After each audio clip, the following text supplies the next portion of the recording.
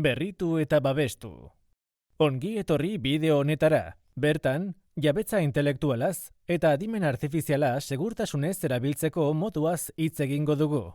Jabetza intelektualak sorkuntzak babesten ditu. Testuak, irudiak, musika, diseinuak eta abar.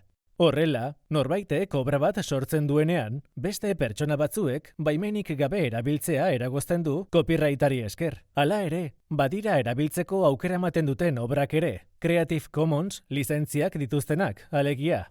Edukia erabiltzen baduzu, errespetatu jabetza intelektuala. Erabili itzazu, baimena duzulako edo libre daudelako.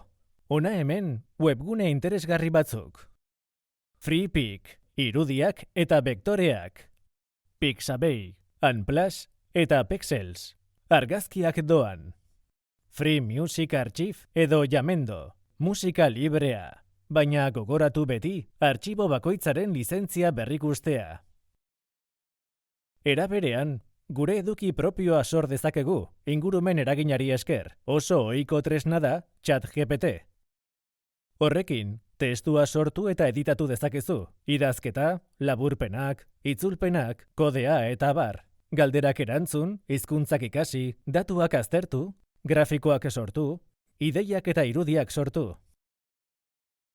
Horretarako, jarraibide espezifikoak erabiltzen ditugu. Prompt izenekoak, jarraitu oinarrizko jarraibide hauek. Informazioa, argi eta labur eskatu. Adierazi nahi duzun formatua. Adibidez, gehienez, 150 hitz. Esan espero duzun tonua, formala edo hurbila. Eskatu adibideak edo zerrendak, behar badituzu. Ikus dezagun, prompt adibide bat. 120 hitzeko testu bat idatzi, hizkuntza errazean, copyrighta zer den eta Pixabayren irudiak noiz erabili azaltzeko, tonu hurbila. Orain ikus dezagun nola erabili ChatGPT.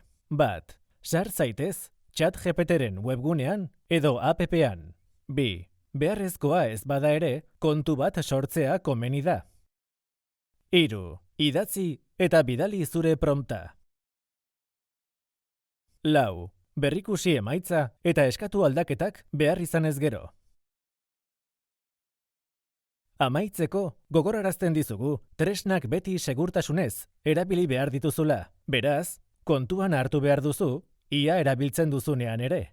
Jarraitu oinarrizko aholku hauek. Ez erantsi datu pertsonalak edo dokumentu pribatuak. Ez erabili copyright bidez babestutako testu luzerik baimenik gabe.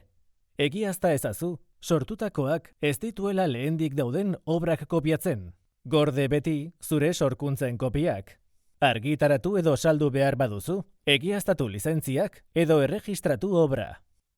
Funtsezko ikastaroan izena emanez ikasten jarrai dezazun gonbidatzen zaitugu. Eskerrik asko, zure arretagatik. Red.esek bultzatutako Generación D ekimenaren barruko jarduera. 11 fundazioak laguntzen du. Europar Batasunak finantzatua. Next Generation. Berreskuratze plana. Espainiako gobernua.